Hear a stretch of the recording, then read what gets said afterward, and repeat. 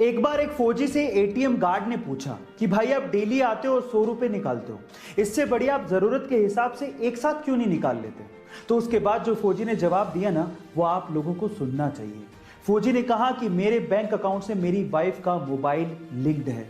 जब मैं यहां से पैसे निकालता हूं तो मेरी वाइफ को एक मैसेज जाता है, जिसके बाद उसे और घर वालों को यह तसल्ली हो जाती है कि मैं जिंदा हूं।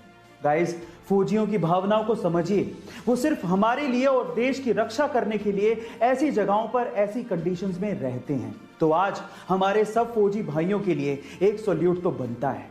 गाइस, एक जिंदा इंसान अगर पानी में तैरना नहीं जानता तो वो पानी में डूब सकता है और मर सकता है, लेकिन एक मृत शरीर अपने आप पानी में तैरने लगता है। ये कितनी अजीब सी बात है, लेकिन इसके पीछे का साइंटिफिक तर्क क्या है, जरा उसे भी जान लेते हैं। देखिए, पानी में वो चीज डूबती है जिसकी डेंसिटी या घनत्व पानी से ज्यादा होता है।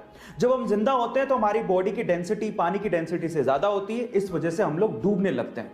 लेकिन डूबने के बाद जब मृत शरीर में हम लोग परिवर्तित हो जाते हैं तो हमारे शरीर में पानी घुस जाता है और अंदर के जो बैक्टीरिया होते हैं वो पनपने लगते हैं और अंदर गैस बनाने लगते हैं, और उसी गैस की वजह से हमारी बॉडी का घनत्व या डेंसिटी पानी की डेंसिटी से कम हो जाती है और इस वजह से अपने आप ऊपर आके हम लोग तैरने लगते हैं। यही इसके पीछे का साइंटिफिक रीजन है। क्या इसके पहले तक के फैक्ट आप जानते थे? और अगर नहीं जानते थे तो चैट सेक्शन में जरूर लिखिएगा। गाइस, क्या आपको पता है कि डीजल इंजन का आविष्कार रुडोल्फ डीजल ने किया था?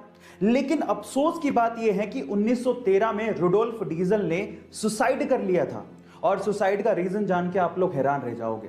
रुडोल्फ डीजल को यह लगता था कि जो डीजल इंजन का आविष्कार उन्होंने किया है वो बेकार है, फिजूल है, कभी काम नहीं आने वाला।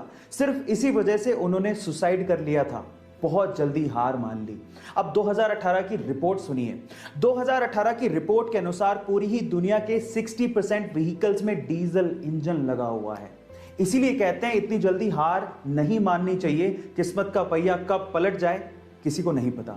आप लोगों के एग्जाम इंपॉर्टेंट हैं, लेकिन आपकी जिंदगी से इंपॉर्टेंट नहीं है।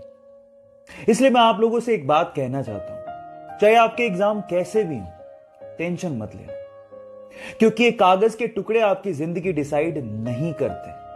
हां, अपना 200% दो, लेकिन टेंशन मत लो। और एक बात मैं आपके पेरेंट्स से भी कहना चाहता हूं, आप लोगों ने अपने बच्चे को 90% लाओगे तो ये दूंगा, 95% लाओगे तो ये दूंगा, ये कहा होगा। सही है, गलत नहीं है, लेकिन उसे ये भी कहो कि अगर नहीं आते या तू फेल हो जाता है तो भी मैं तेरे साथ खड़ा रहूंगा। आपके बच्चे आपका गर्व हैं, उनका साथ दो, क्योंकि एक दिन वो आपका नाम जरूर रोशन करेंगे। पंजाब के बठिंडा के एक छोटे से गांव से निकला हुआ यह लड़का, जो अपनी गायकी से उस्ताद नुसरत फतेह अली खान साहब की याद दिलाता है, रातों रात इंडियन आइडल 11 का खिताब जीत के सुपरस्टार बन गया। लेकिन यह सफर उसके लिए इतना आसान नहीं था। बचपन में ही ऐसे पिताजी की मृत्यु हो गई। अपनी मां को और घर को सहारा देने के लिए उसे बूट पॉलिश तक करना पड़ा।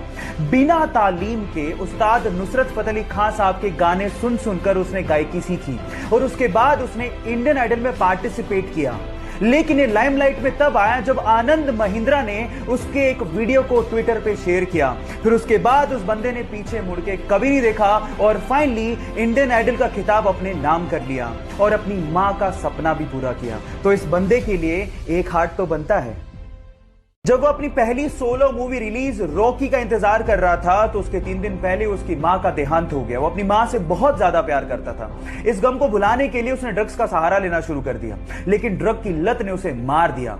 2 साल तक ड्रग की लत को छुड़ाने के लिए वो यूएस रहा, लेकिन उसके बाद जब उसने कमबैक किया तो खलनायक जैसी मूवी में अपनी एक्टिंग का लोहा मनवा दिया। लेकिन प्रॉब्लम्स यही खत्म नहीं हुई। 1993 के बम धमाकों में अवैध हथियार रखने के चक्कर में उसे जेल भेज दिया गया। लेकिन फिर से जब रिहा हुआ तो वास्तव जैसी मूवी में फिल्म फेयर अवार्ड जीते और उसके बाद मुन्ना भाई जैसी मूवी में राष्ट्रीय पुरस्कार तक जीते।